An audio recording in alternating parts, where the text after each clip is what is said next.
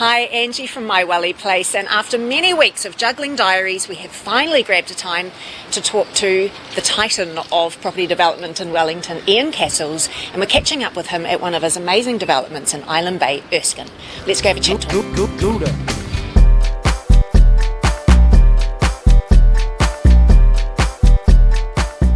At Erskine, this looks very much like the back door. Let's go in. What an incredible building. I've actually never been in here. So Ian, what goes on in here? Do people use it? This is the after function dining room. So what functions happen here? Weddings and funerals. And was it always part of the intention with the Erskine development to do the work on the chapel as well? Was that always? Yeah, we had to. The prime purpose was to make the chapel work. Yes. And that's why we had to build 96 townhouses to afford. We put $7 million the work on the chapel. Yeah. I've actually sold a couple of the properties at Erskine. Yeah, so I'm familiar with a few of them. Yeah. And one of the things that I always loved about coming up here and showing people around was just the diversity of the different sort of housing. Yeah. You work... Oh, that sounds a bit beepy. Someone's making sure we haven't broken in. I'm excited to hear about why it is that the Wellington company have really focused their developments on being not your cookie cutter, because a lot of the developments in Wellington are kind of, every single one looks the same, but Wellington company seem to do things that are much more architecturally interesting, and I would imagine will stand the test of time in terms of looking good in 20, 30 years' time, which I'm not sure could be said for all developments. What was sort of the background to you looking to do that? I suppose every site has a theme or a natural theme, and it should be respected, I suppose. So Erskine's a sitter, isn't it? Like, it's got to be about the chapel. Because that must inspire other people as well when they're coming along and doing work. Yeah, well, I think, it's a bit arrogant to say that we inspire them. Hopefully we inspire each other. Yeah. The whole process of doing these developments must be a long one. Like, I'm kind of into instant gratification. Me too. That must be a bit of a problem in this job. So from first setting sights on this area and thinking, damn, that would make a great development site, to actually the properties, people moving in, what kind of a time period are we talking?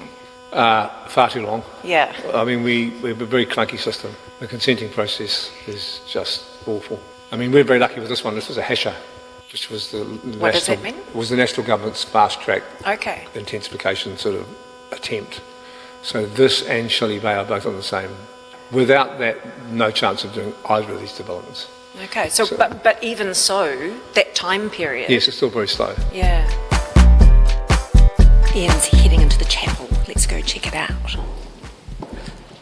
Any idea what the stud height is in here? I don't know, about 40 or 50 metres? 50 feet probably. 50 feet. 50, 60 feet. What an incredible space. So do people get married in here? Yeah. They used to, and now we've strengthened it and just about finished refurbishing it. They're going to start getting married again September, October. Incredible. I've seen pictures of what this building had become. You obviously like to solve a few problems. Where did that come from? I think it's just a natural disease that I've lived with for years. From as young as you can remember? Yeah. Right. And obviously another big problem you've been working on is around in Shelley Bay, which is all go. Yeah. Yes. Yeah. Well, putting it in perspective, this project here took us 22 years. Right. Shelley Bay's is a relative baby. It's only about 6 or 7 years. Yeah, it seems like a long time from an outsider's perspective watching it. Yeah. But it's all pretty much resolved, and the building is not far from starting. So there's something about it which is really important, which is unless we build our way out of trouble, and we are in trouble, we've got a lot of old, relatively useless housing. Shelley Bay's wonderful, 350 houses connected by electric ferry to the city. Yeah. It's wonderful. What kind of time process are we talking about for Shelley Bay? If it all went rapidly, 5 years. Okay. It might be 6. Yeah. That's pretty quick. I mean, there's nothing really to slow it down once it gets moving. Yeah. And we're off now to one of Ian's favourite breakfast spots, Floriditas on Cuba Street. So this is going back to what we were talking yesterday about there only being 500 odd people probably living in the city. Yeah, there was no real oomph like that. But what happened was residentialisation of Cuba Street started happening in the early 90s. And so the only job in town was commercial office and all that stuff stopped dead because it was all overdone, we overbuilt.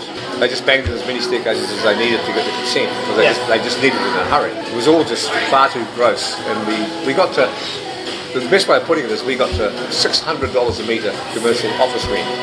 And that rent didn't move basically for 30 years. Wellington just went crazy and built a whole lot of buildings that weren't much good. We've done that all our lives. We've lurched, in long, fairly incompetent steps. Like the only reason we have Cuba Street is because the motorway couldn't be decided for 20 or 30 years. There was this ongoing argument about it. Things didn't get demolished, which was actually a really good thing. Yeah. But it was accidentally a good thing. It wasn't, oh, we're so clever we've done this. No, you weren't. It just happened. You're just so slow to do that. It just happened. Yeah.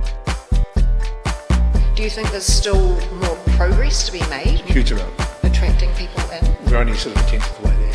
Wellington's got a huge amount to go. Yeah. A lot more fun to be had. And its culture, its creativity, and its vibrancy can all take off.